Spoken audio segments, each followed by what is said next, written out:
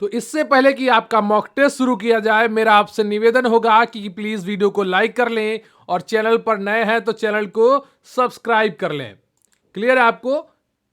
और Telegram channel को भी ज्वाइन कर सकते हैं, उसका लिंक आपको डिस्क्रिप्शन बॉक्स में मिल जाएगा। पहला प्रश्न है आपका, भारतीय रेड क्रॉस सोसाइटी की स्थापना कब हुई थी? कमेंट करके जरूर बताइएगा कि भारतीय रेड क्रॉस सोसाइटी की स्थापना कब हुई थी। ऑप्शन ए है आपका 1918, बी है 1948, सी है 1920 और डी ऑप्शन है आपका 1950। तो कमेंट करके बताइएगा कि भारतीय रेड क्रॉस सोसाइटी की स्थापना कब हुई थी। तो पहले का जो सही ऑप्शन है आपका वो सी है। क्लियर आपको? सी ऑप्शन आपका पहले का बिल्कुल सही है, 1920 में हुई थी। क्लियर आपको?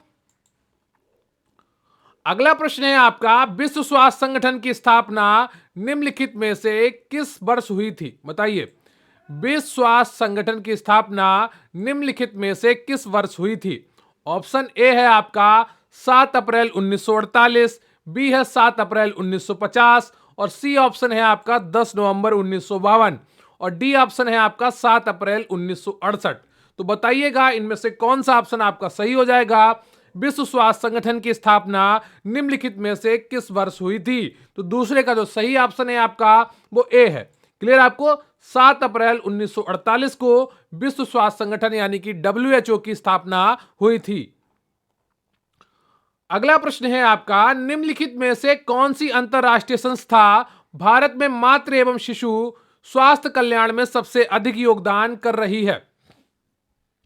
बताइए, निम्नलिखित में से कौन सी अंतरराष्ट्रीय संस्था भारत में मातृ एवं शिशु स्वास्थ्य कल्याण में सबसे अधिक योगदान कर रही है? ऑप्शन ए है आपका यूनिसेफ, बी है विश्व बैंक, सी है WHO और डी ऑप्शन है आपका UNDP। तो बताइएगा इनमें से कौन सा ऑप्शन आपका सही हो जाएगा। निम्नलिखित में से कौन सी अंतरराष्ट्रीय संस्था भारत में मातृ एवं शिशु स्वास्थ्य कल्याण में सबसे अधिक योगदान कर रही है? तो तीसरे का जो सही ऑप्शन है आपका वो ए है। क्लियर आपको? यूनिसेफ कर रही है। तो ए ऑप्शन आपका बिल्कुल सही हो जाता है। देखिए, मॉक टेस्ट करने का तरीका क्या है, आप एक पेज लें, ठीक है, एक पेज लें और उस पर 1 से लेकर 100 तक गिनती लिख लें।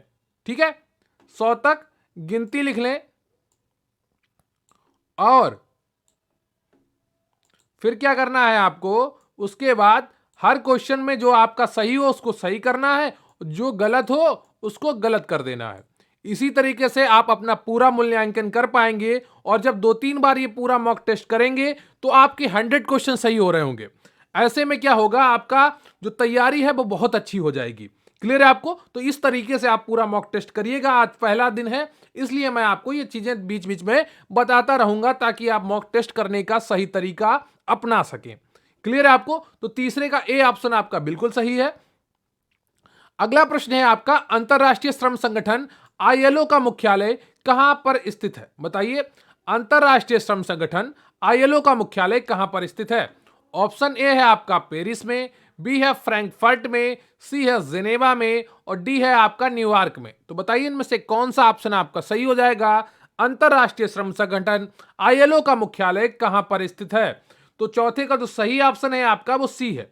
क्लियर आपको? जिनेवा में स्थित है। सी ऑप्शन आपका बिल्कुल सही है। अगला प्रश्न है आपका, मुख्य सेविका पर्यवेक्षण करती है। देखिए, हर चैप्टर से आपको इस मॉक टेस्ट में प्रश्न मिलेंगे। ये 100 क्वेश्चन का आपका MCQ टेस्ट है, तो तैयारी आपकी पूरी होनी चाहिए। आपने आप पर पूरा भरोसा होना चाहिए कि आज हम कुछ करके जाएंगे, कुछ लेकर जाएंगे। अधूरे काम छोड़ने वाले कभी भी सफल नहीं होते। कार्य अगर शुरू किया है तो उसे मुकाम तक लेकर जाइए, उसके परिणाम तक लेकर जाइए। अगला प्रश्न है आपका, मुख्य सेविका पर्यवेक्षण करती है ग्राम पंचायत का करती है या आंगनवाड़ी केंद्रों का करती है या ब्लॉक का करती है या स्कूल का करती है? तो इनमें से कौन सा ऑप्शन आपका सही हो जाएगा। मुख्य सेविका किसका पर्यवेक्षण करती है? पांचवें का बी ऑप्शन आपका बिल्कुल सही है, आंगनवाड़ी केंद्रों का करती है। क्लियर है आपको? अगला प्रश्न है आपका, मुख्य सेविका अपना रिपोर्ट किसके समक्ष प्रस्तुत करेगी? ए ऑप्शन है ग्राम प्रधान को, बी ऑप्शन है खंड विकास अधिकारी के, सी है बाल विकास परियोजना अधिकारी के, और डी ऑप्शन है आपका स्वास्थ्य शिक्षा अधिकारी के। तो छठे का जो सही ऑप्शन है आपका वो सी है, बाल विकास परियोजना अधिकारी के समक्ष अपनी रिपोर्ट प्रस्तुत करेगी कौन? मुख्य सेविका। अगला प्रश्न है आपका, यह किसने कहा है कि विवाह नातेदारी का स्रोत है? बताइए, यह किसने कहा है कि विवाह नातेदारी का स्रोत है? ए ऑप्शन है आपका डब्ल्यू वेस्टरमार्क, बी है इरावती कर्वे, सी है बी मेलिनोवस्की, और डी ऑप्शन है आपका रॉबर्ट रेडफील्ड। तो इनमें से कौन सा ऑप्शन आपका सही हो जाएगा? ये किसने कहा है कि विवाह नातेदारी का स्रोत है? साथ में का कौन सा ऑप्शन आपका सही हो जाएगा? सी ऑप्शन सही हो जाएगा, बी मेलिनोवस्की। क्लियर आपको? सी ऑप्शन आपका बिल्कुल सही है।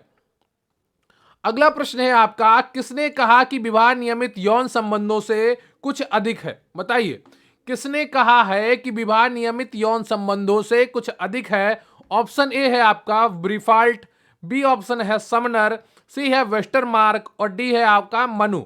तो बताइए इनमें से कौन सा ऑप्शन आपका सही हो जाएगा? किसने कहा है कि विवाह नियमित यौन संबंधों से कुछ अधिक है? तो आठवें का जो सही ऑप्शन है आपका वो सी है। क्लियर आपको? वेस्टरमार्क ने कहा है। देखिए, सिर्फ हमारे चैनल पर ही आपको 100% तैयारी करवाई जा रही है, और आप शुरू से लेकर अंत तक देखेंगे कि जितने भी सिलेक्शन होंगे उनमें ऑनलाइन प्लेटफॉर्म में सबसे अधिक हमारे चैनल से हो रहे होंगे। अगला प्रश्न है आपका, देवर विवाह संपन्न होता है जब एक पुरुष विवाह करता है। बताना है आपको, देवर विवाह संपन्न होता है जब एक पुरुष विवाह करता है। ऑप्शन ए है आपका अपनी मृत पत्नी की बहन से, बी ऑप्शन है उच्च जाति की स्त्री से, सी ऑप्शन है निम्न जाति की स्त्री से, डी ऑप्शन है आपका अपने मृत भाई की विधवा से। तो बताइए इनमें से कौन सा ऑप्शन आपका सही हो जाएगा? देवर विवाह संपन्न होता है जब एक पुरुष विवाह करता है। बताइए नवे का कौन सा ऑप्शन आपका सही है? नवे का डी ऑप्शन आपका बिल्कुल सही है, अपने मृत भाई की विधवा से। क्लियर आपको? डी ऑप्शन आपका बिल्कुल सही है। अगला प्रश्न है आपका, हिंदू विवाह जिसमें पुत्री किसी पुरोहित को भेंट की जाती है क्या कहलाता है?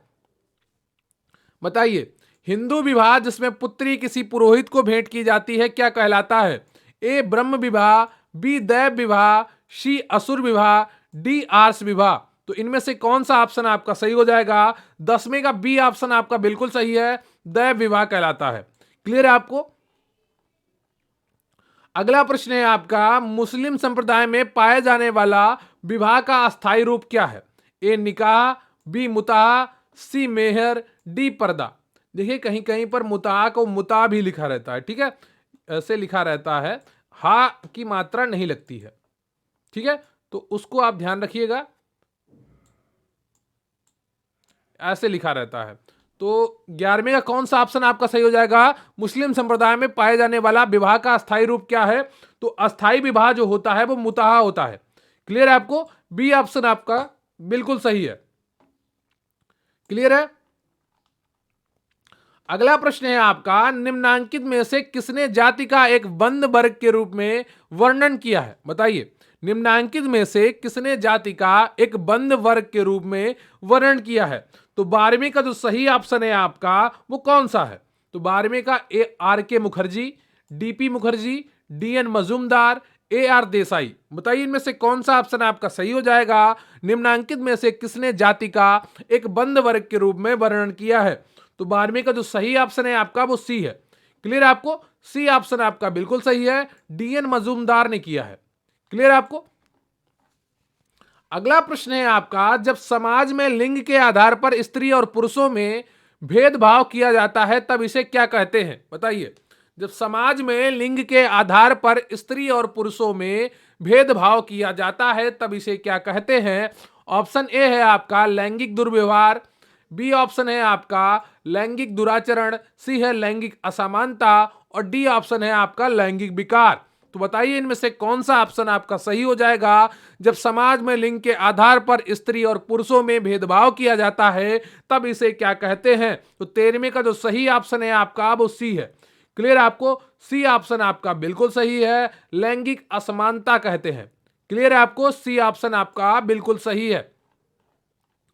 अगला प्रश्न है आपका, भाषा के आधार पर बनने वाला पहला राज्य कौन सा है? ए तमिलनाडु, बी महाराष्ट्र, सी गुजरात, डी आंध्र प्रदेश। तो इनमें से कौन सा ऑप्शन आपका सही हो जाएगा? भाषा के आधार पर बनने वाला पहला राज्य कौन सा है? तो 14वें का जो सही ऑप्शन है आपका वो डी है, आंध्र प्रदेश है। क्लियर है आपको? आपके सिलेबस में भाषा टॉपिक भी है, तो इस क्वेश्चन को भी आप ध्यान रखिएगा। अगला प्रश्न है आपका, बालकों के नियोजन और उनके काम के घंटों को नियंत्रित करने के लिए पहला कारखाना अधिनियम कब बना? बताइएगा। बालकों के नियोजन और उनके काम के घंटों को नियंत्रित करने के लिए पहला कारखाना अधिनियम कब बना? ए ऑप्शन है आपका 1858 में, बी है 1881 में, सी है 1891 में और डी ऑप्शन है आपका 1902 में। तो इनमें से कौन सा ऑप्शन आपका सही हो जाएगा? बालकों के नियोजन और उनके काम के घंटों को नियंत्रित करने के लिए पहला कारखाना अधिनियम कब बना? तो 15वें का जो सही ऑप्शन है आपका वो कौन सा है? वो बी है, 1881 में बना है। क्लियर आपको? बी ऑप्शन आपका बिल्कुल सही है। अगला प्रश्न है आपका, बाल न्याय अधिनियम 1986 भारत में कब प्रभावी हुआ? ए ऑप्शन है आपका 2 अक्टूबर 1986, बी ऑप्शन है 2 अक्टूबर 1987, सी ऑप्शन है आपका 2 अक्टूबर 1991 और डी ऑप्शन है आपका 2 अक्टूबर 1993। तो बताइएगा, बाल न्याय अधिनियम 1986 भारत में कब प्रभावी हुआ? तो 16वें का जो सही ऑप्शन है आपका वो बी है। क्लियर आपको? बी ऑप्शन आपका बिल्कुल सही है, 16वें का 2 अक्टूबर 1987 को प्रभावी हुआ। अगला प्रश्न है आपका, महिलाओं को संरक्षण प्रदान करने के लिए कार्यस्थल पर उसके अधिकारों की रक्षा करने के लिए अधिनियम कब प्रभावी हुआ? बताइएगा। ए ऑप्शन है 2013 में, बी 2015 में, सी 2017 में, डी 2019 में। महिलाओं को संरक्षण प्रदान करने के लिए कार्यस्थल पर उसके अधिकारों की रक्षा करने के लिए अधिनियम कब प्रभावी हुआ?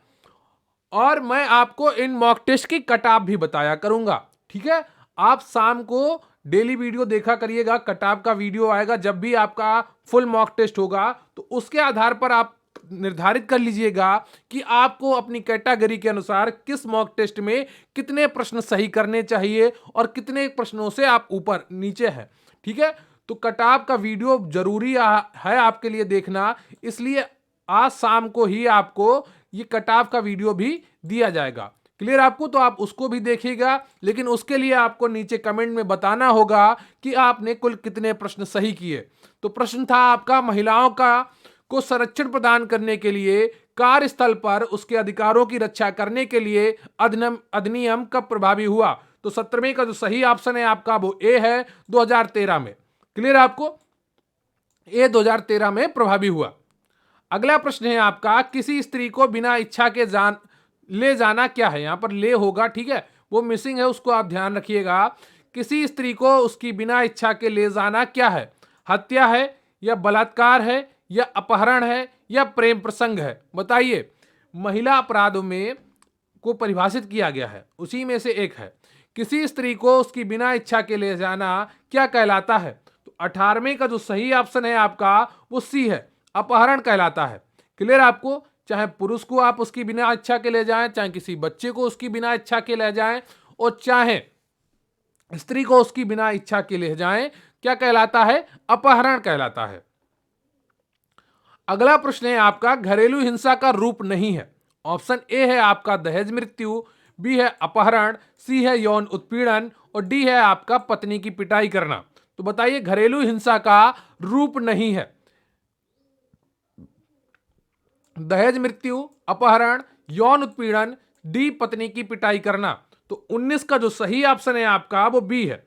क्लियर आपको? बी ऑप्शन आपका बिल्कुल सही है, 19 का अपहरण। अगला प्रश्न है आपका, जनसंख्या वृद्धि का कौन सा कारण नहीं है? बताइए, जनसंख्या वृद्धि का कौन सा कारण नहीं है? ए ऑप्शन है आपका विवाह की निम्न आयु, बी है उच्च अशिक्षितता, सी ऑप्शन है परिवार नियोजन के प्रति धार्मिक मनोवृत्ति और डी ऑप्शन है आपका व्यवसायिक शिक्षा। तो बताइए, इनमें से कौन सा ऑप्शन आपका सही हो जाएगा? जनसंख्या वृद्धि का कौन सा कारण नहीं है? तो 20 का जो सही ऑप्शन है आपका वो डी है, व्यवसायिक शिक्षा। क्लियर आपको? ये जनसंख्या वृद्धि का कारण नहीं होता है। क्लियर आपको? तो अब आपने 1/5 मॉक टेस्ट कर लिया है। 100 प्रश्नों में से आपने 120 केवल 20 प्रश्न कर लिए हैं 100 प्रश्नों में से, तो आपका 1/5 हो गया है। क्लियर है आपको? तो ये ऐसे ही आप पूरा मॉक टेस्ट कर लेंगे बहुत ही जल्दी। अगला प्रश्न है आपका, medical termination of pregnancy act कब बनाया गया? यानी कि चिकित्सीय गर्भपात अधिनियम कब बनाया गया? ऑप्शन ए है आपका 1961 में, बी 1967 में, सी 1971 में, डी 1979 में। इसीलिए मैं आपसे कहता रहता हूं कि कभी कभी आप जो टर्मिनोलॉजी है, जो नाम है, उनका इंग्लिश में वर्जन भी याद कर लिया करिए, क्योंकि कई बार परीक्षाओं में क्या देखने को मिलता है कि जब प्रश्न लिखा जाता है तो उसको ही हिंदी में लिख दिया जाता है। Medical termination of pregnancy act यानी कि चिकित्सीय गर्भपात अधिनियम कब बनाया गया? तो 21 का जो सही ऑप्शन है आपका वो सी है, 1971 में बनाया गया। क्लियर है आपको? 1971 में बनाया गया। अगला प्रश्न है आपका, जनसंख्या विश्लेषण में निम्न में से कौन सी अवधारणा अधिक महत्वपूर्ण नहीं है? बताइए, जनसंख्या विश्लेषण में निम्न में से कौन सी अवधारणा अधिक महत्वपूर्ण नहीं है? ए ऑप्शन है आपका जन्म दर, बी है मृत्यु दर, सी है जनन क्षमता, डी है पारिस्थितिकी दर। तो बताइए इनमें से कौन सा ऑप्शन आपका सही हो जाएगा? जनसंख्या विश्लेषण में निम्न में से कौन सी अवधारणा अधिक महत्वपूर्ण नहीं है? तो 22 का जो सही ऑप्शन है आपका वो डी है। क्लियर है आपको? डी ऑप्शन आपका बिल्कुल सही है, पारिस्थितिकीय दर।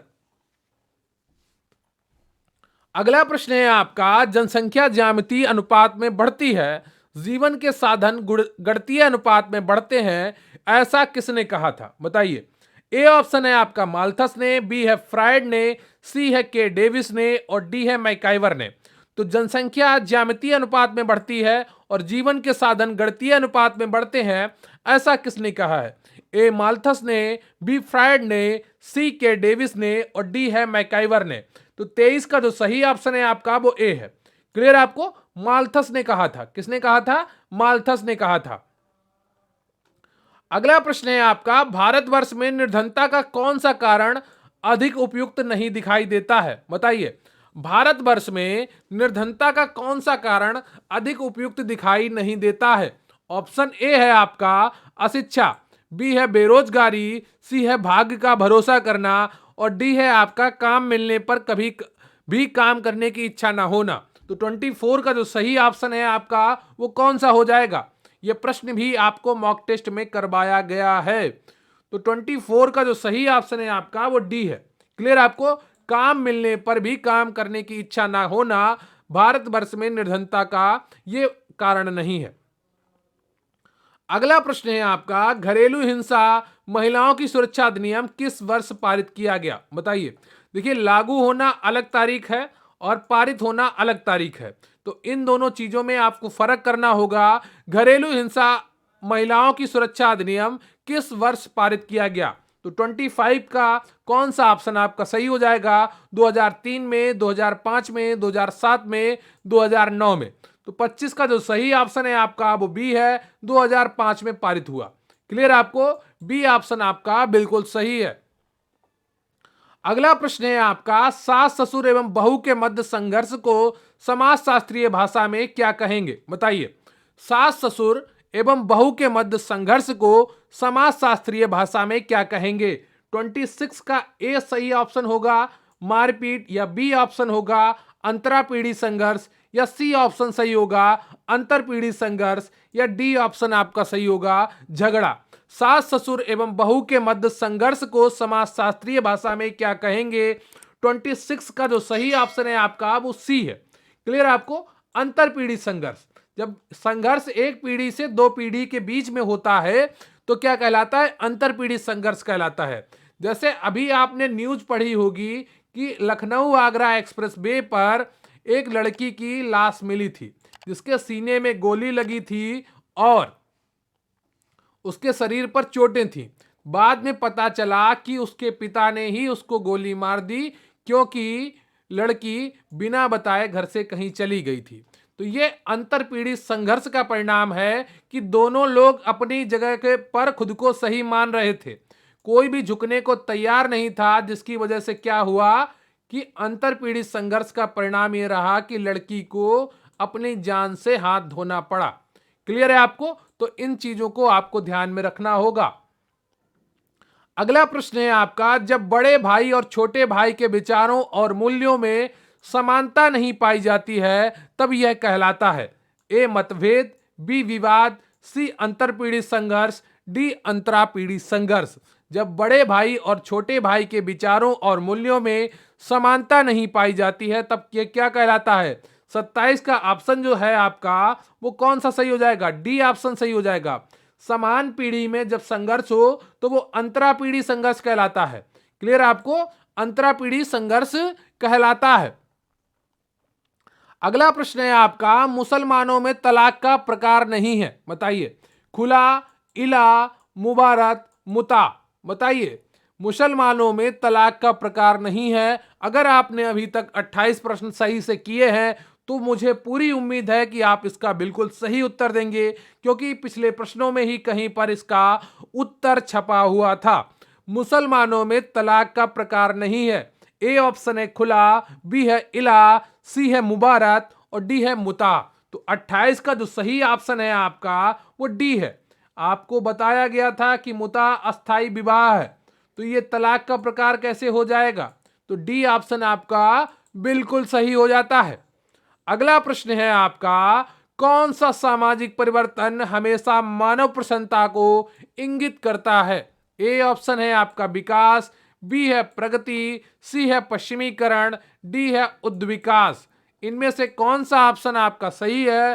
कौन सा सामाजिक परिवर्तन हमेशा मानव प्रसन्नता को इंगित करता है? बताइए। ए ऑप्शन है विकास, बी है प्रगति, सी है पश्चिमीकरण और डी है आपका उद्विकास। तो इनमें से कौन सा ऑप्शन आपका सही हो जाएगा? तो 29 का जो सही ऑप्शन है आपका वो है बी। क्लियर है आपको? प्रगति जो होती है ये सदैव प्रसन्नता लाती है। जब भी जीवन में प्रगति होगी आप प्रसन्न होंगे। 29 का बी ऑप्शन आपका सही है। जब आप मुख्य सेविका बन जाएंगे तो आपके जीवन में प्रगति होगी, तब क्या होगा?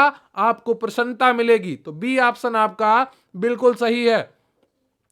अगर आप इस मॉक टेस्ट की पीडीएफ पाना चाहते हैं तो गरिमा बैच से जुड़ सकते हैं। वहां पर आपको सभी मॉक टेस्ट की पीडीएफ मिलेंगी।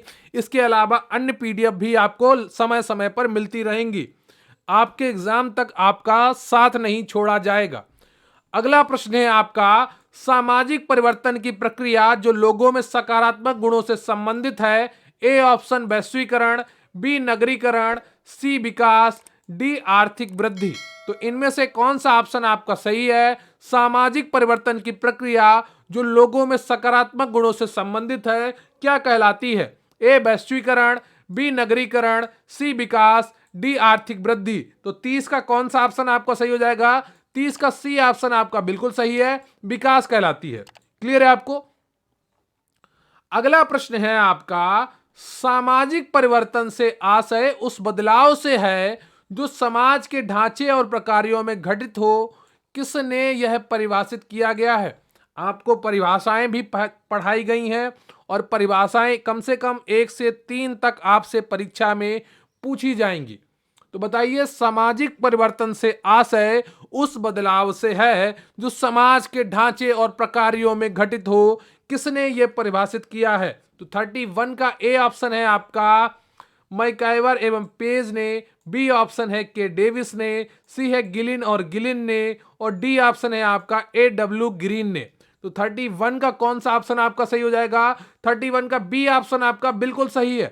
क्लियर? आपको के डेविस ने परिभाषित किया है। अगला प्रश्न है आपका, निम्न में से किसको सामाजिक परिवर्तन की विशेषता में सम्मिलित नहीं किया जाता है? ए जलवायु, बी संरचना, सी सार्वभौमिकता और डी समय। तो बताइएगा इनमें से कौन सा ऑप्शन आपका सही हो जाएगा? निम्न में से किसको सामाजिक परिवर्तन की विशेषता में सम्मिलित नहीं किया जाता है?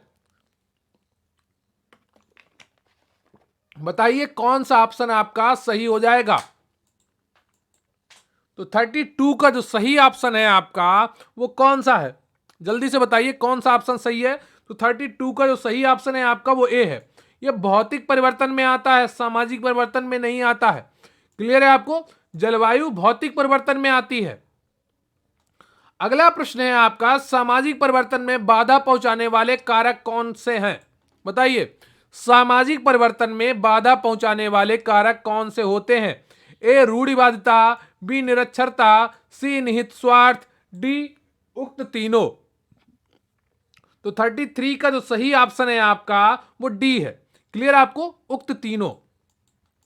और कभी भी YouTube पर लाइव क्लास के चक्कर में मत पड़ा करिए, क्योंकि लाइव क्लास में टीचर बच्चों के कमेंट्स पढ़ते हैं, फिर बच्चे कुछ कहते हैं, फिर टीचर उसका रिप्लाई देते हैं, तो समय बहुत जाया होता है। जो चीज़ आप ऑफलाइन क्लास में 25 से 30 मिनट में पढ़ पाते हैं, वही चीज़ आपको लाइव क्लास में 50 से 60 मिनट में दी जाती है। आप बिल्कुल भी बेले नहीं बैठे होंगे, मुझे पूरी उम्मीद है। अपने समय की कीमत को समझिए और जितना हो सके ऑफलाइन क्लास अटेंड किया करिए, क्योंकि समय बहुत ही मूल्यवान है। डी ऑप्शन आपका सही है। अगला प्रश्न है आपका, निम्न में से कौन सा सामाजिक परिवर्तन का कारक नहीं है? ए जनसंख्यात्मक, बी सांस्कृतिक, सी प्रौद्योगिकी, डी पारिवारिक। तो इनमें से कौन सा ऑप्शन सही है? कमेंट करके बताइए, निम्न में से कौन सा सामाजिक परिवर्तन का कारक नहीं है? तो 34 का जो सही ऑप्शन है आपका वो डी है, पारिवारिक। क्लियर आपको?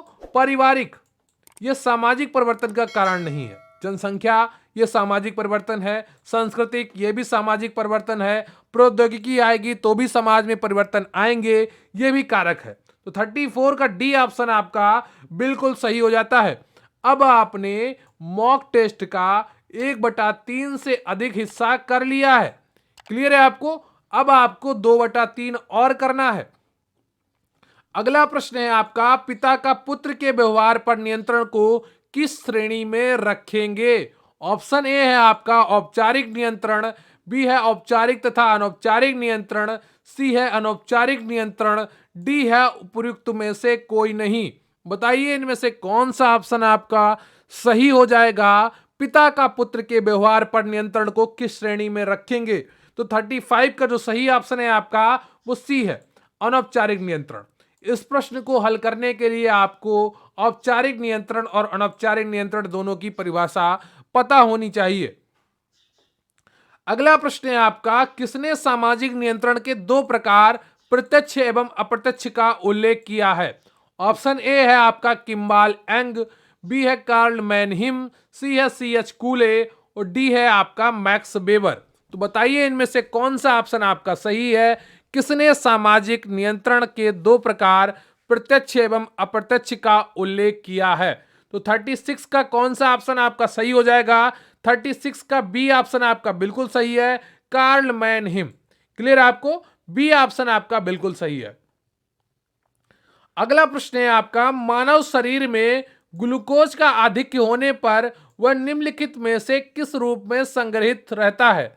ए स्टार्च, बी ग्लूकोसामिन, सी है ग्लाइकोजन और डी है उपयुक्त में से कोई नहीं। बताइए इनमें से कौन सा ऑप्शन आपका सही हो जाएगा? मानव शरीर में ग्लूकोज का आधिक्य होने पर निम्नलिखित में से किस रूप में संग्रहित रहता है?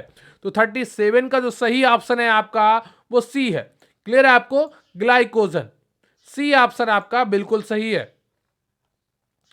अगला प्रश्न है आपका, निम्नलिखित में से कौन से खाद्य पदार्थ से विटामिन ई की सबसे अधिक मात्रा मिलती है? ए मांस, बी सूरजमुखी का तेल, सी सब्जियां, डी फल। तो बताइए इनमें से कौन सा ऑप्शन आपका सही है? निम्नलिखित में से कौन से खाद्य पदार्थ से विटामिन ई की सबसे अधिक मात्रा मिलती है? तो 38 का जो सही ऑप्शन है आपका वो बी है, सूरजमुखी का तेल। अगला प्रश्न है आपका, बंधता रोधी विटामिन के रूप में जाना जाता है। बताइए बंधता रोधी विटामिन के रूप में किसे जाना जाता है? A vitamin D, B vitamin E, C vitamin B और डी ऑप्शन है आपका विटामिन ए। तो 39 का जो सही ऑप्शन है आपका वो बी है, विटामिन ई को जाना जाता है। क्लियर आपको? बी ऑप्शन आपका बिल्कुल सही है। अगला प्रश्न है आपका, पायरिडॉक्सिन का दूसरा नाम क्या है? A vitamin B6, B vitamin B12 और सी है आपका विटामिन B2। तो बताइए इनमें से कौन सा ऑप्शन आपका सही हो जाएगा? पायरिडॉक्सिन का दूसरा नाम क्या है? तो 40 का जो सही ऑप्शन है आपका वो ए है, विटामिन B6। क्लियर है आपको? अगला प्रश्न है आपका, प्रोटीन का अंतिम उत्पाद क्या है? बताइए, प्रोटीन का अंतिम उत्पाद क्या है? ए ग्लूकोज, बी अमीनो अम्ल, सी आपका है फ्रक्टोज और डी है आपका ट्राइग्लिसराइड्स। बताइए इनमें से कौन सा ऑप्शन आपका सही हो जाएगा? प्रोटीन का अंतिम उत्पाद क्या है? तो 41 का जो सही ऑप्शन है आपका वो बी है, अमीनो अम्ल। क्लियर आपको? बी ऑप्शन आपका बिल्कुल सही है। अगला प्रश्न है आपका, राष्ट्रीय कार्यक्रम एनपीसीडीसीएस में शामिल है। ए कैंसर, हेपेटाइटिस, हृदय और मधुमेह, बी है कैंसर, मधुमेह, हृदय और स्ट्रोक, सी है कैंसर, कुष्ठ, मधुमेह और क्षय रोग, डी है इनमें से कोई भी नहीं। बताइएगा इनमें से कौन से ऑप्शन आपके सही हो जाएंगे? राष्ट्रीय कार्यक्रम एनपीसीडीसीएस में शामिल है। 42 का कौन सा ऑप्शन आपका सही हो जाएगा? तो 42 का जो सही ऑप्शन है आपका वो बी है, कैंसर, मधुमेह, हृदय और स्ट्रोक राष्ट्रीय कार्यक्रम एनपीसीडीसीएस में शामिल है। क्लियर है आपको? अगला प्रश्न है आपका, प्लेसेंटा प्रीविया में रक्त का रंग क्या होता है? बताइए, प्लेसेंटा प्रीविया में रक्त का क्या रंग होता है? ए चमकीला लाल, बी ईंट के रंग जैसा लाल, सी भूरा लाल, डी उपयुक्त में से कोई नहीं। तो 43 का जो सही ऑप्शन है आपका वो ए है, चमकीला लाल। क्लियर आपको? ए ऑप्शन आपका बिल्कुल सही है, चमकीला लाल। अगला प्रश्न है आपका, माता द्वारा महसूस की जाती भ्रूण की हलचल को निम्न में क्या कहा जाता है? A Braxton Hicks contraction, B quickening, C Goodell संकेत और डी आपका हेगर संकेत। तो बताइए इनमें से कौन सा ऑप्शन आपका सही हो जाएगा? माता द्वारा महसूस की जाती भ्रूण की हलचल को निम्न में क्या कहा जाता है? तो 44 का जो सही ऑप्शन है आपका वो बी है, क्विकनिंग कहा जाता है। क्लियर आपको? बी ऑप्शन आपका बिल्कुल सही है। देखिए वीडियो को लाइक कर लीजिएगा और चैनल को सब्सक्राइब कर लीजिएगा और प्लीज वीडियो अंत तक देखिएगा। बीच में छोड़कर भागेंगे तो अपनी ही जो अपनी किस्मत है उसको फिर बाद में कोसने का काम करेंगे, क्योंकि आज आपके पास मौका है मेहनत करने का, अपनी किस्मत से लड़ने का, अपने जीवन को बदलने का। किस्मत सबको मौका देती है, आपके पास भी आज मौका है। अगर आप मेहनत कर लेंगे तो आप सफल हो जाएंगे और मेहनत नहीं करेंगे तो फिर पीछे रह जाएंगे। क्वेश्चन है आपका, क्रोनिंग निम्न में होता है। बताइए क्रोनिंग क्या होता है? प्रसव पीड़ा का पहला चरण, प्रसव पीड़ा का दूसरा चरण, सी प्रसव पीड़ा का तीसरा चरण या डी प्रसव पीड़ा का चौथा चरण। बताइए क्रोनिंग निम्न में होता है तो क्या होता है? तो 45 का जो सही ऑप्शन है आपका वो बी है, प्रसव पीड़ा का दूसरा चरण। क्लियर आपको? जब बच्चे का सिर योनि द्वार में दिखाई देने लगता है तब उसे क्रोनिंग कहते हैं। यह प्रसव पीड़ा का दूसरा चरण होता है। अगला प्रश्न है आपका, गर्भाशय के संकुचन को बढ़ावा देने के लिए प्रशासित दवाएं क्या है? बताइए गर्भाशय के संकुचन को बढ़ावा देने के लिए प्रशासित दवाएं क्या है? ए ऑप्शन है आपका ऑक्सीटोसिन, बी है एग्रोमेट्रिन, सी है मीसोप्रोस्टोल और डी है आपका दुबडिलान। बताइए इनमें से कौन सा ऑप्शन आपका सही है? गर्भाशय के संकुचन को बढ़ावा देने के लिए प्रशासित दवाएं हैं। तो 46 का जो सही ऑप्शन है आपका वो ए है, ऑक्सीटोसिन। क्लियर आपको? ए ऑप्शन आपका बिल्कुल सही है। अगला प्रश्न है आपका, प्रसव की अनुमानित तिथि की गणना निम्न का उपयोग करके की जाती है।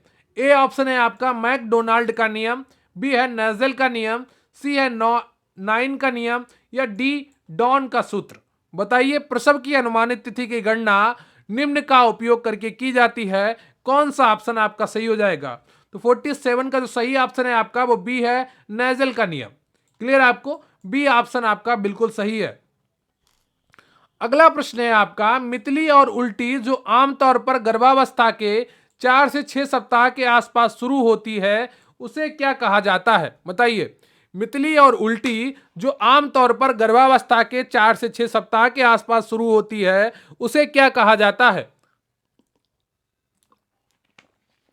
ए ऑप्शन है आपका अमेनोरिया, बी है मॉर्निंग सिकनेस, सी है ग्लैक्टोपोएजिस और डी ऑप्शन है आपका प्रारंभिक लक्षण।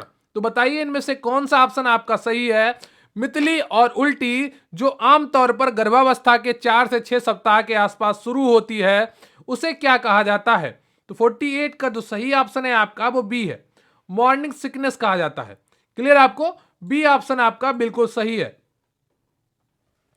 अगला प्रश्न है आपका, प्रसव की संभावित तिथि पता लगाने के लिए पिछली महामारी के पहले दिवस से कितने दिन जोड़ने चाहिए।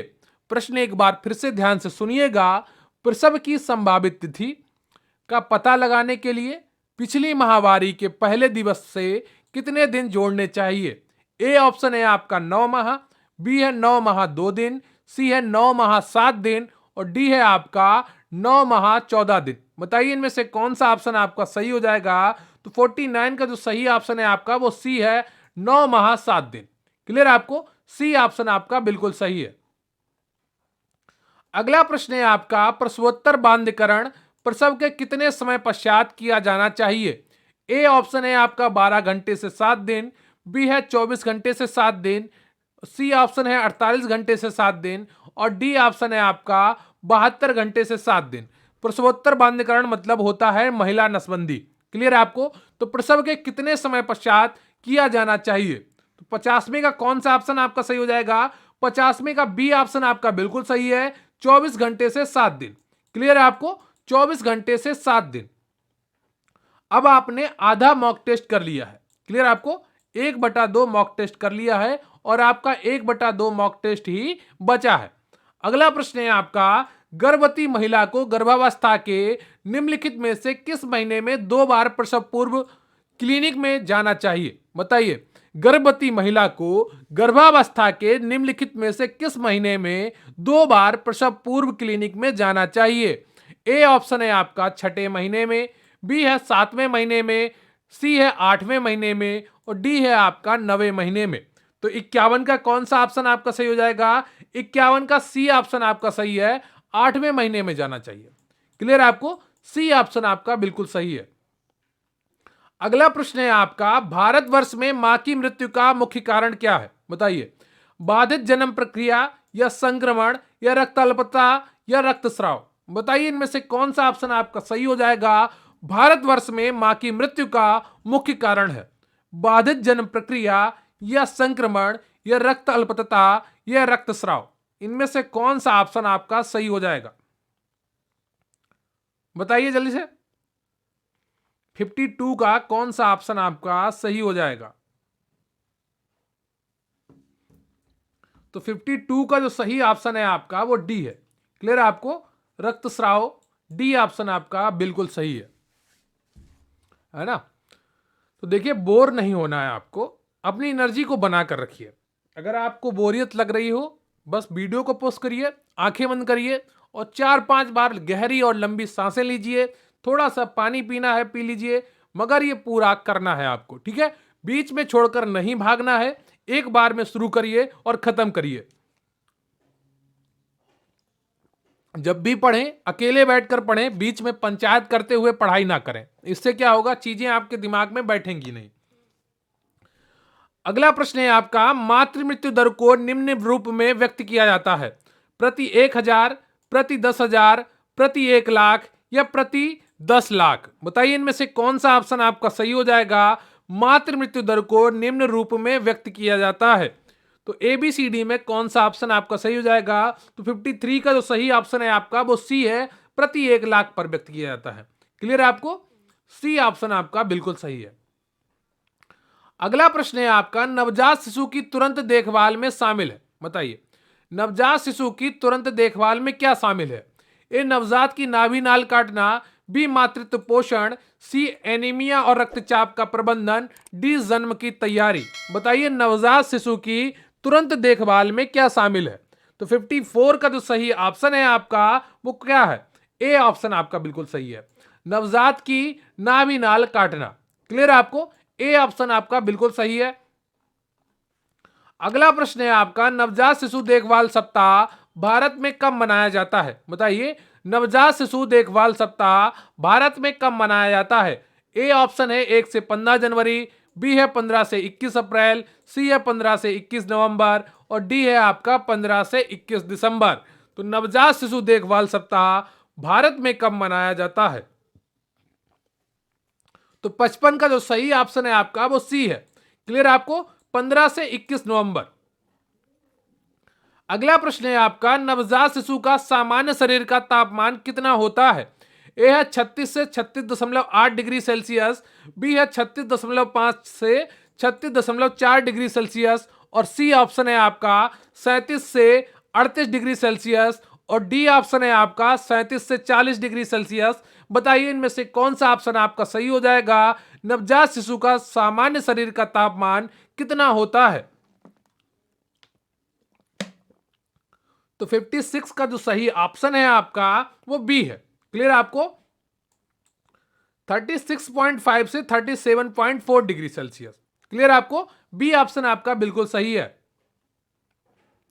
अगला प्रश्न है आपका, जन्म के समय मौजूद नवजात शिशु की त्वचा पर सफेद चीज जैसे पदार्थ को क्या कहा जाता है? बताइए, जन्म के समय मौजूद नवजात शिशु के त्वचा पर सफेद चीज जैसे पदार्थ को क्या कहा जाता है? ए ऑप्शन है आपका लानुगो, बी है वर्निक्स केसोसा, सी है एमनियोटिक द्रव, डी है ब्राउन वसा। तो इनमें से कौन सा ऑप्शन आपका सही हो जाएगा? जन्म के समय मौजूद नवजात शिशु की त्वचा पर सफेद चीज जैसे पदार्थ को क्या कहा जाता है? तो 57 का जो सही ऑप्शन है आपका वो बी है, वर्निक्स केसोसा कहा जाता है। क्लियर है आपको? अगला प्रश्न है आपका, जन्म के कितने समय बाद नवजात शिशु को स्तनपान शुरू करवा देना चाहिए? ए ऑप्शन है आपका 1 घंटे के भीतर, बी है 2 घंटे के बाद, सी है चिकित्सक के कहने के बाद ही, डी है 6 घंटे के बाद। तो इनमें से कौन सा ऑप्शन आपका सही हो जाएगा? जन्म के कितने समय बाद नवजात शिशु को स्तनपान करवा देना चाहिए? 58 का जो सही ऑप्शन है आपका वो ए है। क्लियर आपको? 1 घंटे के भीतर।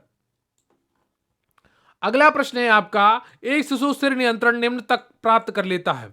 तो आपको बताना है एक शिशु अपने सिर पर नियंत्रण किस आयु तक प्राप्त कर लेता है?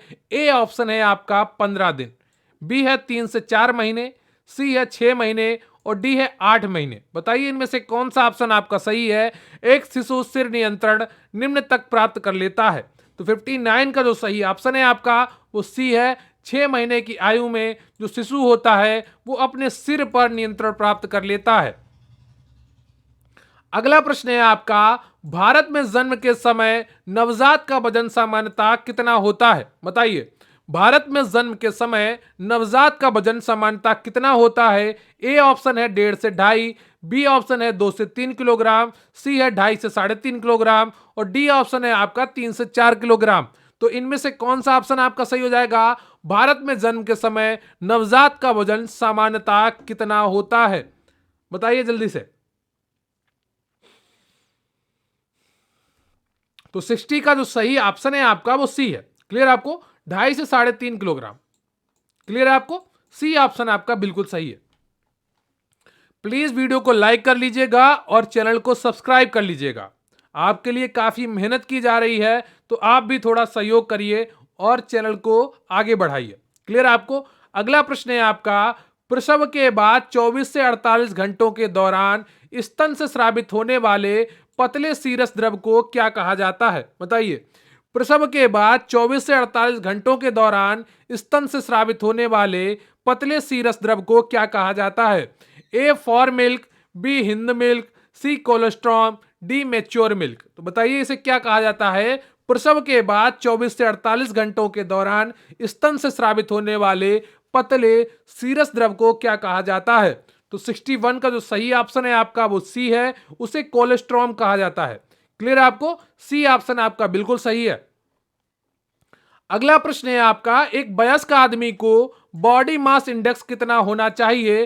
15 से 19, बी 20 से 25, सी 26 से 30, डी है आपका 31 से 35। बताइए एक वयस्क आदमी का बॉडी मास इंडेक्स कितना होना चाहिए? तो 62 का कौन सा ऑप्शन आपका सही हो जाएगा? तो 62 का इन ऑप्शन के अनुसार आपका सही होगा बी।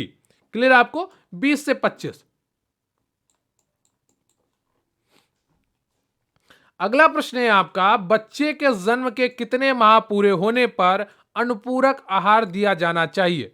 बताइए, यह प्रश्न भी कई बार आपको कराया जा चुका है। उम्मीद करता हूं कि आप इसका सही उत्तर देंगे। ए ऑप्शन है आपका 12 महीने, बी है 3 महीने, सी ऑप्शन है 9 महीने, और डी ऑप्शन है आपका 6 महीने। बताइए बच्चे के जन्म के कितने माह पूरे होने पर अनुपूरक आहार दिया जाना चाहिए?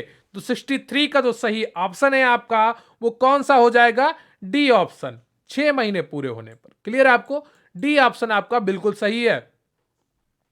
अगला प्रश्न है आपका, प्रारंभिक गर्भावस्था बनाए रखता है ए प्लेसेंटा, बी कार्पस लुटियम, सी वक्षस्थल, डी है ग्रेफियन फॉलिकल्स। तो बताइए इनमें से कौन सा ऑप्शन आपका सही हो जाएगा? प्रारंभिक गर्भावस्था बनाए रखता है। तो 64 का जो सही ऑप्शन है आपका वो बी है, कार्पस लुटियम। क्लियर आपको? बी ऑप्शन आपका बिल्कुल सही है। अगला प्रश्न है आपका, किशोरों में कृमि रोग को रोकने के लिए दी जाने वाली एल्बेंडाजोल टेबलेट की खुराक कितनी होती है? ए 200 मिलीग्राम, बी 400 मिलीग्राम, सी 500 मिलीग्राम, डी 600 मिलीग्राम। तो 65 का जो सही ऑप्शन है आपका वो बी है, 400 मिलीग्राम होती है। क्लियर है आपको? क्या होती है? 400 मिलीग्राम होती है एल्बेंडाजोल टेबलेट की खुराक। अगला प्रश्न है आपका, मानव कोशिका में गुणसूत्र कितने जोड़े होते हैं? बताइए मानव कोशिका में गुणसूत्र के कितने जोड़े होते हैं? ए ऑप्शन है आपका 22, बी है 23, सी है 44, डी है 46। बताइए इनमें से कौन सा ऑप्शन आपका सही हो जाएगा? मानव कोशिका में गुणसूत्र के कितने जोड़े होते हैं? तो 66 का जो सही ऑप्शन है आपका वो बी है, 23 जोड़े होते हैं। क्लियर है आपको? 23 जोड़े होते हैं। अगला प्रश्न है आपका, महिलाओं को अवांछित गर्भधारण से बचने में मदद करने के लिए निवारक उपायों को क्या कहा जाता है या निम्न कहा जाता है? बताइए कौन सा ऑप्शन आपका सही हो जाएगा? महिलाओं को अवांछित गर्भधारण से बचने में मदद करने के लिए निवारक उपाय को निम्न में क्या कहा जाता है? ए परिवार नियोजन कहा जाता है, बी गर्भ निरोधक तरीके कहा जाता है, सी छोटा परिवार मानदंड कहा जाता है, या युगल सुरक्षा कहा जाता है। तो 67 का जो सही ऑप्शन है आपका वो बी है, गर्भ निरोधक तरीके कहा जाता है। क्लियर आपको? बी ऑप्शन आपका बिल्कुल सही है। और प्लीज कमेंट करके जरूर बताइएगा कि आपके कुल कितने प्रश्न सही हुए हैं, क्योंकि इन्हीं वीडियो के आधार पर आपको शाम को कट ऑफ बताई जाएगी कि किस कैटेगरी की आज के मॉक टेस्ट के अनुसार कट ऑफ रह सकती है। क्लियर है आपको? तो अपनी तैयारी पूरी करते रहिए, इससे आपको अंदाजा भी लगेगा कि आपको कुल कितने प्रश्न अभी और सही करने हैं और कहां पर आपकी तैयारी चल रही है। क्लियर आपको? तो गाजर पपीता और आम से मिलता है। बताइए गाजर पपीता और आम से क्या मिलता है? कैल्शियम मिलता है, प्रोटीन मिलता है, विटामिन ए मिलता है, या लौह तत्व मिलता है? बताइए 68 का कौन सा ऑप्शन आपका सही हो जाएगा? अगर आपको इसमें गाजर का भी पता है तो बड़ी आसानी से आप कर रहे होंगे। इसका उत्तर सी ऑप्शन सही हो जाएगा, विटामिन ए। क्लियर आपको? अगला प्रश्न है आपका, खाद्य पदार्थों का संरक्षण किया जा सकता है? ए सुखाकर, बी चाशनी में रखकर, सी तेल व नमक द्वारा, डी इन सभी के द्वारा। बताइए इनमें से कौन सा ऑप्शन आपका सही हो जाएगा?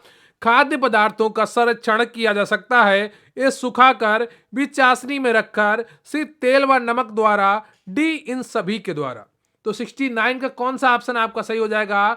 69 का डी ऑप्शन आपका सही है, इन सभी के द्वारा। क्लियर आपको? डी ऑप्शन आपका बिल्कुल सही है।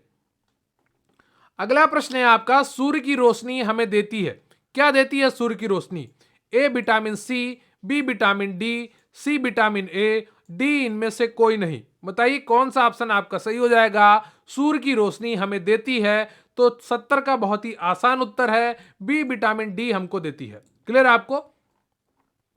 अगला प्रश्न है आपका, सब्जियों को लोहे की कढ़ाई में पकाने से क्या होता है?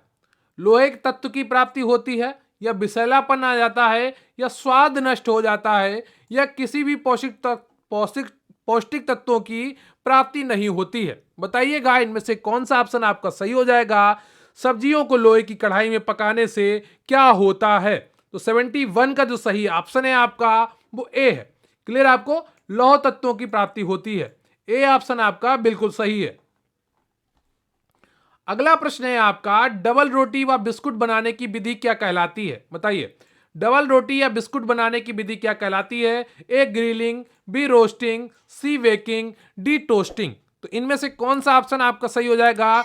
डबल रोटी व बिस्किट बनाने की विधि क्या कहलाती है? तो 72 का जो सही उत्तर है आपका वो सी है, बेकिंग कहलाती है। क्लियर है आपको? सी ऑप्शन आपका बिल्कुल सही है। अगला प्रश्न है आपका, विटामिन का कौन सा समूह वसा में घुलनशील है? बताइए, विटामिन का कौन सा समूह वसा में घुलनशील है? ए ऑप्शन है आपका A B C D, B option है आपका ए बी ई के, सी ऑप्शन है आपका ए सी ई के, डी ऑप्शन है आपका ए डी ई के। बताइए विटामिन का कौन सा समूह वसा में घुलनशील है? तो 73 का कौन सा ऑप्शन आपका सही हो जाएगा? वही विटामिन वसा में घुलनशील होंगे जो वसा से प्राप्त होते हैं। क्लियर है आपको? आपने अभी एक क्वेश्चन किया था जिसमें सूरजमुखी के तेल की बात हुई थी, तो उसमें कौन सा विटामिन प्राप्त होता था? विटामिन ई प्राप्त होता था। तो यहां पर कौन सा ऑप्शन आपका सही हो जाएगा? 73 का डी ऑप्शन आपका बिल्कुल सही हो जाएगा, विटामिन ए डी ई के। क्लियर आपको? डी ऑप्शन आपका बिल्कुल सही हो जाएगा, विटामिन ए डी ई के वसा में घुलनशील है। अगला प्रश्न है आपका, शिशुओं और बच्चों में विकास होता है, किस तरह का विकास होता है शिशुओं और बच्चों में? मात्रात्मक परिवर्तन, गुणात्मक परिवर्तन, ए और बी दोनों, डी इनमें से कोई नहीं। बताइए इनमें से कौन सा ऑप्शन आपका सही हो जाएगा? शिशुओं और बच्चों में विकास होता है, तो 74 का जो सही ऑप्शन है आपका वो सी है। क्लियर आपको? ए और बी दोनों, सी ऑप्शन आपका बिल्कुल सही है। अगला प्रश्न है आपका, बच्चों की वृद्धि एवं विकास में काम आने वाला सहायक कारक नहीं है? ए हार्मोन, बी पोषण, सी पारिवारिक प्रभाव, डी राजनीति। तो बताइए बच्चों की वृद्धि एवं विकास में काम आने वाला सहायक कारक नहीं है। ए हार्मोन, बी पोषण, सी पारिवारिक प्रभाव, डी राजनीति। तो इनमें से कौन सा ऑप्शन आपका सही हो जाएगा? कमेंट करके जल्दी से बताइए बच्चों की वृद्धि एवं विकास में काम आने वाला सहायक कारक नहीं है। तो 75 का जो सही ऑप्शन है आपका वो डी है। क्लियर आपको? डी ऑप्शन है आपका, राजनीति कभी भी बच्चों के वृद्धि एवं विकास में सहायक नहीं हो सकती है। हार्मोन होते हैं, पोषण होता है और पारिवारिक प्रभाव तो होता ही है। क्लियर है आपको? अगला प्रश्न है आपका, वृद्धि एवं विकास को प्रभावित करने वाले आंतरिक कारक है? ए आनुवांशिक, बी बुद्धि, सी भावात्मक, डी उपयुक्त सभी। तो बताइए इनमें से कौन सा ऑप्शन आपका सही हो जाएगा? वृद्धि एवं विकास को प्रभावित करने वाले आंतरिक कारक कौन से हैं? तो 76 का जो सही ऑप्शन है आपका वो कौन सा हो जाएगा? D option. क्लियर है आपको? उपयुक्त सभी। आनुवांशिकता तो प्रभावित करती है, बुद्धि भी प्रभावित करती है और भावनाएं कैसी हैं वो भी प्रभावित करता है। क्लियर है आपको? डी ऑप्शन है उपयुक्त सभी। अगला प्रश्न है आपका, निम्नलिखित अवधि में से किसमें शारीरिक वृद्धि एवं विकास तीव्र गति से घटित होता है? ए शैशवावस्था एवं प्रारंभिक बाल्यावस्था, बी प्रारंभिक बाल्यावस्था एवं मध्य बाल्यावस्था, सी मध्य बाल्यावस्था एवं किशोरावस्था, डी है आपका किशोरावस्था एवं वयस्कता। तो बताइए निम्नलिखित अवधि में से किसमें शारीरिक वृद्धि एवं विकास तीव्र गति से घटित होता है? बताइए। तो 77 का जो सही ऑप्शन है आपका वो ए है, शैशवावस्था एवं प्रारंभिक बाल्यावस्था। क्लियर आपको? ए ऑप्शन आपका बिल्कुल सही है। अगला प्रश्न है आपका, निम्नलिखित में से कौन सा वृद्धि और विकास को प्रभावित करने वाला बाह्य कारक है? बताइए निम्नलिखित में से कौन सा वृद्धि और विकास को प्रभावित करने वाला बाह्य कारक है? ए आनुवांशिक कारक, बी भावात्मक कारक, सी जैविक कारक और डी है आपका भौतिक वातावरण एवं पोषण गुणवत्ता। तो इनमें से कौन सा ऑप्शन आपका सही हो जाएगा? निम्नलिखित में से कौन सा वृद्धि और विकास को प्रभावित करने वाला बाह्य कारक है? तो 78 का जो सही ऑप्शन है आपका वो डी है, भौतिक वातावरण एवं पोषण गुणवत्ता। क्लियर आपको? डी ऑप्शन आपका बिल्कुल सही है। अगला प्रश्न है आपका, निम्नलिखित में से कौन सा वृद्धि और विकास के सिद्धांतों से संबंधित नहीं है? बताइए। ए निरंतरता का सिद्धांत, बी वर्गीकरण का सिद्धांत, सी समन्वय का सिद्धांत, डी व्यक्तिकता का सिद्धांत। बताइए निम्नलिखित में से कौन सा वृद्धि और विकास के सिद्धांतों से संबंधित नहीं है? 79 का जो सही ऑप्शन है आपका वो बी है, वर्गीकरण का सिद्धांत। क्लियर है आपको? वर्गीकरण का सिद्धांत, बी ऑप्शन आपका बिल्कुल सही है। अगला प्रश्न है आपका, शिशुओं में अस्थायी दांत निकलने की प्रक्रिया कब से प्रारंभ होती है? ए 6 से 8 माह के मध्य, बी 3 से 4 माह के मध्य, सी 2 से 3 वर्ष के मध्य, डी 8 से 10 माह के मध्य। बताइए शिशुओं में अस्थायी दांत निकलने की प्रक्रिया कब से प्रारंभ होती है? तो 80 का कौन सा ऑप्शन आपका सही हो जाएगा? 80 का ए ऑप्शन आपका बिल्कुल सही हो जाएगा। 6 से 8 माह के मध्य में शिशुओं में दांत के अस्थायी दांत निकलने की प्रक्रिया प्रारंभ होती है। अगला प्रश्न है आपका, निम्न में से किस प्रकार के कारण शिशुओं का शारीरिक विकास मंद हो जाता है? ए रोग, बी अंतःस्रावी ग्रंथियां, सी भौतिक वातावरण, डी उपयुक्त सभी। बताइए निम्न में से किस कारक के कारण शिशुओं का शारीरिक विकास मंद हो जाता है? अगर अंतःस्रावी ग्रंथियां मंद हो गई तो हार्मोन का विकास नहीं होगा, हार्मोन का स्राव नहीं होगा, हार्मोन का स्राव नहीं होगा तो शारीरिक विकास पर प्रभाव पड़ेगा। इसी तरह कोई रोग हो जाएगा तो शारीरिक विकास पर प्रभाव पड़ेगा। भौतिक वातावरण का भी प्रभाव पड़ता है, आप पहाड़ों पे रह रहे हैं या मैदानी इलाके में रह रहे हैं या विषुवत रेखा पर रह रहे हैं, उससे भी आपके शरीर पर प्रभाव पड़ता है। तो कौन सा ऑप्शन आपका सही हो जाएगा? 81 का। 81 का जो सही ऑप्शन है आपका वो डी है, उपयुक्त सभी। क्लियर है आपको? अगला प्रश्न है आपका, इम्यूनोलॉजी यानी कि प्रतिरक्षा विज्ञान के जनक कौन है? A Robert Koch, B Louis Pasteur, C Edward Jenner और डी है आपका लर्ड स्टीनर। तो बताइए इनमें से कौन सा ऑप्शन आपका सही है? इम्यूनोलॉजी प्रतिरक्षा विज्ञान के जनक कौन है? 82 का जो सही ऑप्शन है आपका वो सी है, एडवर्ड जेनर है। क्लियर आपको? सी ऑप्शन आपका बिल्कुल सही है, एडवर्ड जेनर है। अगला प्रश्न है आपका, डेंगू बुखार मानव शरीर में निम्नलिखित में से किसकी कमी से हो जाता है? बताइए डेंगू बुखार मानव शरीर में जब होता है तो उससे किसकी कमी हो जाती है? ठीक है, प्रश्न एक बार ध्यान से सुनिएगा। जब डेंगू बुखार मानव शरीर में होता है तो निम्नलिखित में से किसकी कमी हो जाती है? ए ऑप्शन है आपका प्लेटलेट्स की, बी हीमोग्लोबिन की, सी शर्करा की, डी जल की। तो 83 का जो सही ऑप्शन है आपका वो ए है, प्लेटलेट्स की कमी हो जाती है। क्लियर आपको? किसकी कमी हो जाती है? प्लेटलेट्स की। अगला प्रश्न है आपका, निम्नलिखित में से किस सेट में सारी विषाणु जनित बीमारियां हैं? बताइए इनको, आपको एक ऑप्शन चुनना है जिसमें विषाणु जनित सारी बीमारियां हैं। ए ऑप्शन है तपेदिक, हर्पीज, रेबीज, बी है mumps, rabies, herpes, C option है आपका कैंसर, पोलियोमाइलिटिस और डी ऑप्शन है आपका छोटी माता कैंसर तपेदिक। तो बताइए इनमें से कौन सा ऑप्शन ऐसा है जिसकी सभी बीमारियां विषाणु जनित है? तो 84 का जो सही ऑप्शन है आपका वो बी है। क्लियर आपको? मम्स, रेबीज, हर्पीज ये सभी आपकी विषाणु जनित बीमारियां हैं। आपको अलग से एक वीडियो बता दिया गया है बना के, जिसमें एक में विषाणु जनित बीमारियां दी गई हैं और दूसरे वीडियो में आपको जीवाणु जनित बीमारियां दी गई हैं। क्लियर आपको? चैनल पर आपको सब कुछ मिल जाएगा, बस आपको पढ़ने की आवश्यकता है। और प्लीज वीडियो को लाइक कर लीजिएगा, चैनल को सब्सक्राइब कर लीजिएगा और लगातार वीडियो के साथ बने रहिए। अगला प्रश्न है आपका, पोलियो के टीके की खोज किसने की थी? ए ऑप्शन है अलेक्जेंडर फ्लेमिंग, बी है रॉबर्ट कोच, सी है जोनास साल्क, डी है एडवर्ड जेनर। बताइए पोलियो के टीके की खोज किसने की थी? जल्दी से बताइए कौन सा ऑप्शन आपका सही हो जाएगा? पोलियो के टीके की खोज किसने की थी? तो इसका जो सही ऑप्शन है आपका 85 का वो सी है। क्लियर आपको? सी ऑप्शन आपका बिल्कुल सही है, 85 का जोनास साल्क ने की थी। क्लियर आपको? पोलियो की टीके की खोज किसने की थी?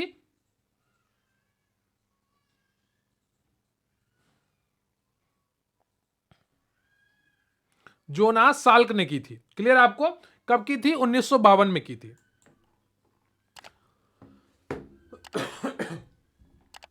अगला प्रश्न है आपका, चिकित्सीय भाषा में गोल्डन आवर क्या कहलाता है? बताइए चिकित्सीय भाषा में गोल्डन आवर क्या कहलाता है? आपको ऑप्शन देखकर पहचानना है। कैंसर के अंतिम चरण में, गर्भ में शिशु की जानकारी से, सी हृदयाघात से, डी बच्चे का जन्म लेने से। तो इसमें जो सही ऑप्शन है आपका 86 का वो सी हो जाएगा, हृदयाघात से। क्लियर आपको? हृदयाघात से, जब कोई हृदयाघात हुआ हो, किसी को हार्ट अटैक आया हो, तो पहला जो घंटा होता है वो गोल्डन आवर होता है। अगर उसमें उचित उसको इलाज मिल जाए तो उसकी जान बचाई जा सकती है। क्लियर आपको? इसी तरह रोड एक्सीडेंट में होता है, अगर रोड एक्सीडेंट हुआ हो किसी का और वहां पर जो यातायात कानून है उसमें भी गोल्डन आवर की अवधारणा रखी गई है कि अगर पहले घंटे में उचित इलाज मिल जाए तो संभावना रहती है कि घायल व्यक्ति को बचाया जा सकता है। क्लियर आपको? 86 का सी ऑप्शन आपका बिल्कुल सही है। अगला प्रश्न है आपका, वायुजनित संक्रमण के कारण नहीं होता है, बताइए। तपेदिक, चेचक, खसरा, हेपेटाइटिस बी।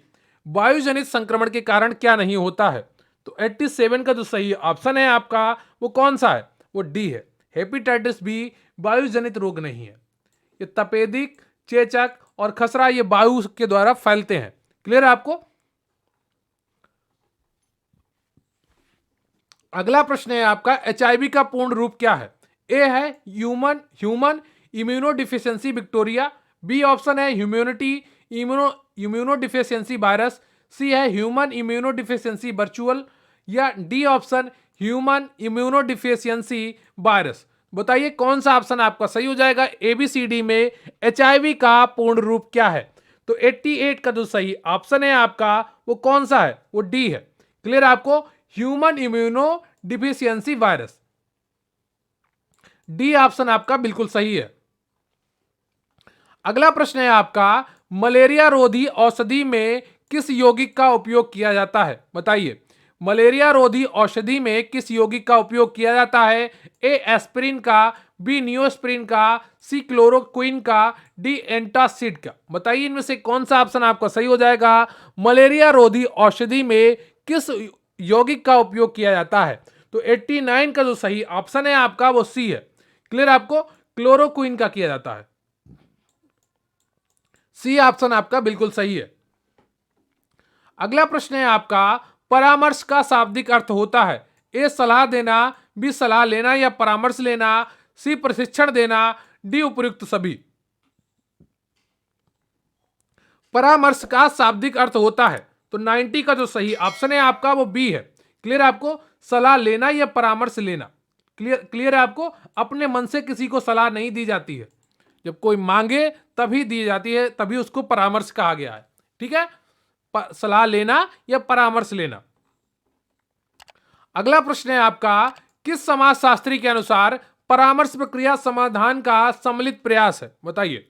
किस समाजशास्त्री ने ऐसा कहा है कि परामर्श प्रक्रिया जो है वो समाधान का सम्मिलित प्रयास है? ए ऑप्शन है आपका रूट स्ट्रॉन्ग, बी है रॉबिन्स, सी है मायर्स, डी ऑप्शन है उपयुक्त सभी। तो 91 का जो सही ऑप्शन है आपका वो ए है। क्लियर आपको? रूट स्ट्रॉन्ग ने कहा था कि परामर्श प्रक्रिया समाधान का सम्मिलित प्रयास है। अगला प्रश्न है आपका, परामर्श की विशेषताएं क्या होती हैं? बताइए। ए समस्या परक होता है, बी सहायता प्रदान करता है, सी ऑप्शन है दो व्यक्तियों का आपसी संपर्क होता है, या डी ऑप्शन है उपयुक्त सभी। बताइए इनमें से कौन सा ऑप्शन आपका सही हो जाएगा? परामर्श की विशेषताएं हैं।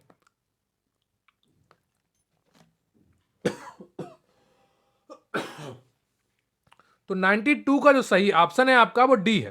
क्लियर आपको? उपयुक्त सभी। समस्या परक भी होता है, सहायता भी प्रदान करता है और दो व्यक्तियों का आपसी संपर्क से ही परामर्श संभव होता है। तो 92 का डी ऑप्शन आपका बिल्कुल सही हो जाएगा। अगला प्रश्न है आपका, परामर्श की सफलता निर्भर करती है? बताइए परामर्श की सफलता किस पर निर्भर करती है? ए परामर्श प्रार्थी की योग्यता पर, बी परामर्शदाती की प्रतिभा, ज्ञान तथा दृष्टिकोण पर, सी है परामर्शदाती के हठी व्यवहार पर, और डी है उपयुक्त सभी। तो 93 का कौन सा ऑप्शन आपका सही हो जाएगा? परामर्श की सफलता किस पर निर्भर करती है? तो 93 का जो सही ऑप्शन है आपका वो बी है। जो परामर्श दे रहा है, परामर्शदाता है या परामर्शदाती है, कि प्रतिभा, ज्ञान और दृष्टिकोण पर निर्भर करती है। क्लियर आपको? तो बी ऑप्शन आपका बिल्कुल सही है। अगला प्रश्न है आपका, कोविड-19 टीकाकरण अभियान भारत में कब शुरू किया गया था? बताइएगा कमेंट करके कि कोविड-19 टीकाकरण अभियान भारत में कब शुरू किया गया। ए ऑप्शन है आपका जनवरी 2020, बी है जनवरी 2021, सी है फरवरी 2020 और डी है आपका फरवरी 2021। तो बताइए इनमें से कौन सा ऑप्शन आपका सही हो जाएगा? कोविड-19 टीकाकरण अभियान भारत में कब शुरू किया गया? तो 94 का जो सही ऑप्शन है आपका वो बी है। क्लियर आपको? जनवरी 2021। अगला प्रश्न है आपका, भारत को किस वर्ष पोलियो मुक्त घोषित किया गया? ए ऑप्शन है 2010 में, बी है 2012 में, सी है 2013 में और डी है आपका 2014 में। बताइए भारत को किस वर्ष पोलियो मुक्त घोषित किया गया? तो 95 का जो सही ऑप्शन है आपका वो डी है 2014 में। क्लियर आपको? डी ऑप्शन आपका बिल्कुल सही है। 2014 में भारत को पोलियो मुक्त घोषित किया गया। अगला प्रश्न है आपका, ओपीवी 0 की खुराक जन्म के कितने समय बाद दी जाती है? बताइए ओपीवी 0 की खुराक जन्म के कितने समय बाद दी जा सकती है? ए है जन्म के समय, बी है 20 दिन के बाद, सी है 1 माह के बाद, डी है 1 वर्ष बाद। बताइए ओपीवी 0 की खुराक जन्म के कितने समय बाद दी जा सकती है? तो 96 का जो सही ऑप्शन है आपका वो ए है, जन्म के तुरंत बाद या जन्म के समय। ए ऑप्शन आपका बिल्कुल सही हो जाता है। क्लियर है आपको? अगला प्रश्न है आपका, बाल्यावस्था को कितने भागों में विभाजित किया गया है? ए 2 भागों में, बी 3 भागों में, सी 4 भागों में, डी 5 भागों में। बताइए बाल्यावस्था को कितने भागों में विभाजित किया गया है? तो 97 का जो सही ऑप्शन है आपका वो ए है, 2 भागों में विभाजित किया गया। क्लियर है आपको? अगला प्रश्न है आपका, किसी बच्चे की वृद्धि और विकास का अध्ययन करने की सर्वोत्तम विधि क्या है? बताइए किसी बच्चे की वृद्धि और विकास का अध्ययन करने की सर्वोत्तम विधि क्या है? ए विकासात्मक विधि, बी आपका है तुलनात्मक विधि, सी है सांख्यिकी विधि और डी है आपका मनोविश्लेषणात्मक विधि। तो किसी बच्चे की वृद्धि और विकास का अध्ययन करने की सर्वोत्तम विधि क्या है? 98 का कौन सा ऑप्शन आपका सही हो जाएगा? ए ऑप्शन आपका सही है, विकासात्मक विधि है। क्लियर है आपको? अगला प्रश्न है आपका, वृद्धि को प्रभावित करने वाले कारक हैं। ए पर्यावरण, बी स्वास्थ्य, सी आहार, डी ये सभी। तो वृद्धि को प्रभावित करने वाले कारक कौन से हो जाएंगे? जल्दी से कमेंट करके बताइए। 99 का जो सही ऑप्शन है आपका वो डी है। क्लियर आपको? डी ऑप्शन आपका बिल्कुल सही है। और ये रहा आपका 100वां क्वेश्चन, गर्भ में बालक को विकसित होने में कितने दिन लगते हैं? ए 150 दिन, बी 280 दिन, सी 390 दिन, डी 640 दिन। बताइए मानव गर्भ में बालक को विकसित होने में कितने दिन लगते हैं? बताइए। तो 100 का जो सही ऑप्शन है आपका वो बी है, 280 दिन। क्लियर आपको? बी ऑप्शन आपका बिल्कुल सही है। तो ये रहे आपके 100 क्वेश्चन।